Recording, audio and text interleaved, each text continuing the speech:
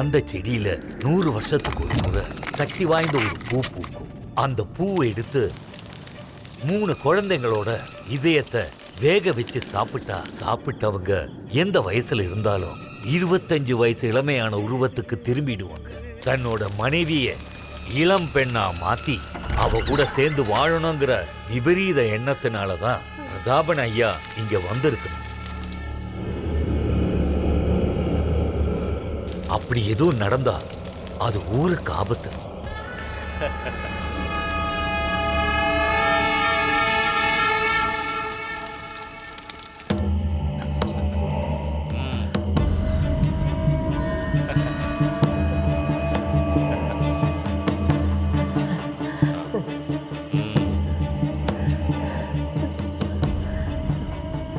இதுக்கு 3 குழந்தைகளோட இதயம் வேணும்ல. என்னது? ஏன் உச்சி பயப்படுறாளா? எப்படி கொண்டு வர போறீங்கன்னு கேட்கிறேன்.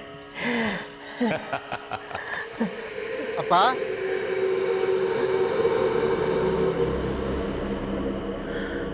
அப்பா என்ன தெரியுதா? நான் தான் உங்க மகன். நீங்க திரும்பி வந்ததுல எனக்கு ரொம்ப சந்தோஷம். இது என் மனைவி, அது என் மகன், அது அவனோட மனைவி. இதெல்லாம் என் பேர பிள்ளைங்க, உங்களுக்கு கொள்ளு பேர பிள்ளைங்க.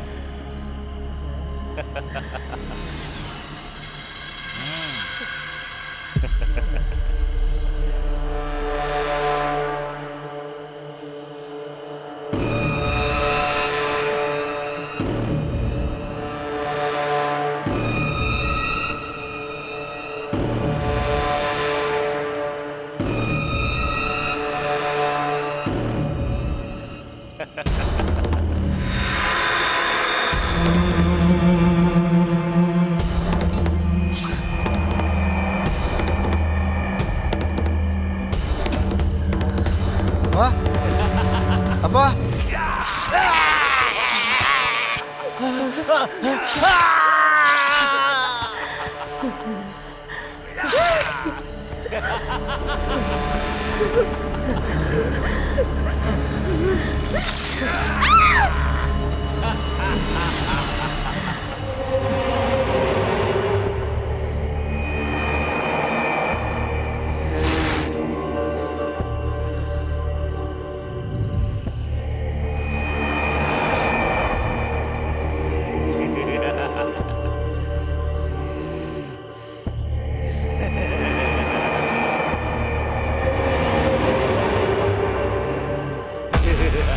சரியான நேரத்தில் பிரதாபினிடமிருந்து குழந்தைகளை ஊர் மக்கள் காப்பாற்றினர்.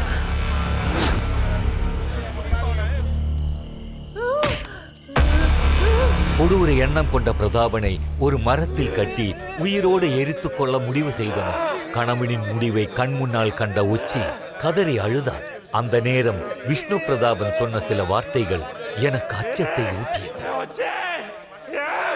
நான் இல்லைனாலும் என் கடைசி ஆசை நீ இளமையான உச்சியா மாறணும்.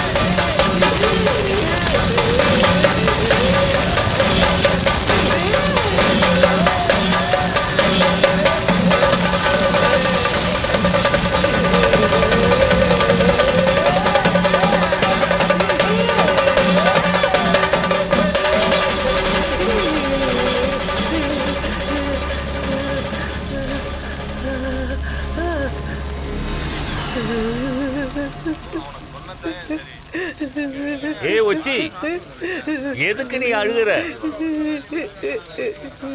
அவன் உன் புருஷன் அல்ல, ஊழியக்காரன். அவனை கொன்னதுதான் சரி.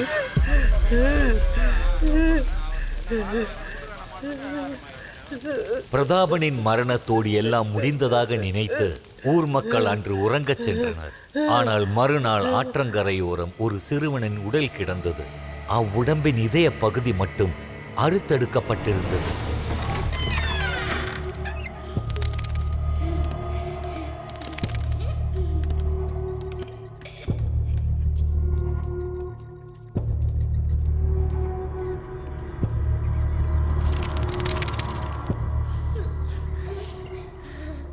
பிரதாபன் இறந்துவிட்ட பின் யார் இதை செய்திருப்பார்கள் என்று ஊர் திகைத்து நின்றது. அவர்களுக்கு கிடைத்த ஒரே பதில் கிழவி ஒச்சாயி. அவள்தான் இதை செய்திருப்பாள் என்று புரிந்து கொண்டனர்.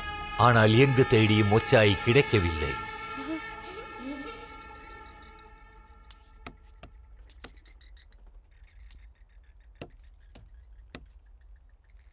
அது முதல் ஒச்சாயி வருவாள், குழந்தைகளை கொன்று இதயத்தை எடுத்து சாப்பிடுவாள் என்ற அச்சம் இந்த மச்சி வீடு கிராமத்தை நிரந்தரமாக பற்றி கொண்டது. பசங்களா எங்க இருக்கீங்க? ஏய், அங்க என்ன பண்றீங்க? இங்க வாங்க.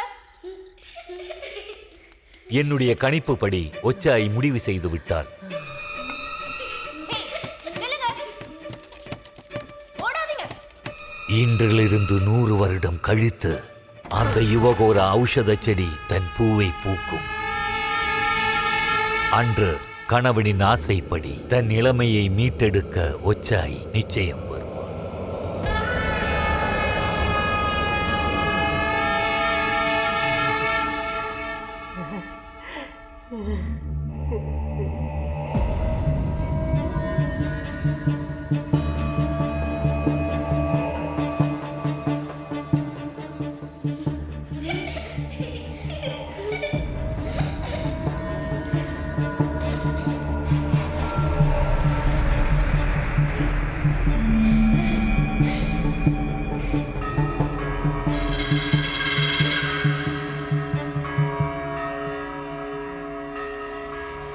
ஏய் பசங்களா, நில்லுங்கன்றல்ல. உங்களை என்ன பண்றேன் பாரு. அம்மா வாங்க, ரொம்ப இருட்டிருச்சு.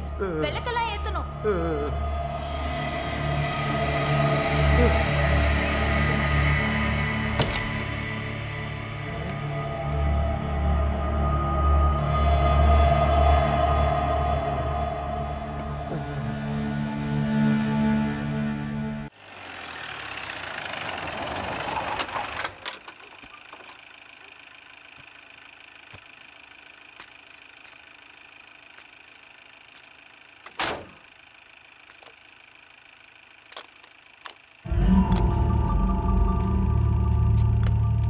தம்பி சார் போதும் சார், எனக்கு புரியுது.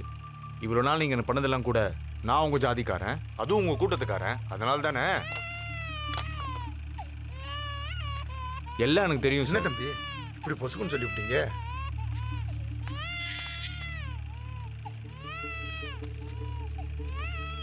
சார் எனக்கு நம்ம ஊர் மேலே இருந்த மரியாதையே போயிடுச்சு. என்ன சார் நீங்கள் இந்த காலத்தில் போய் இப்படி இருக்கீங்க? இனிமேல் நீங்கள் என்னை பார்க்க வரவே வராதீங்க. தம்பி ஒரு நிமிஷம் அதை கேளுங்க.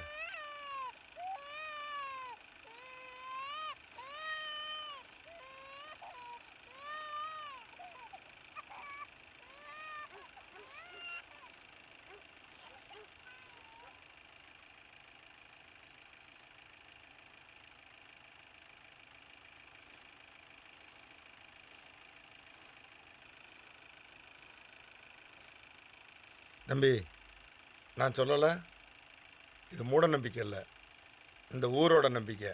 அது தொடங்கினது இப்போ நீங்கள் இருக்கிற வீட்டில் தான். ஒச்சிக்கிழவி நிச்சயம் வருவா.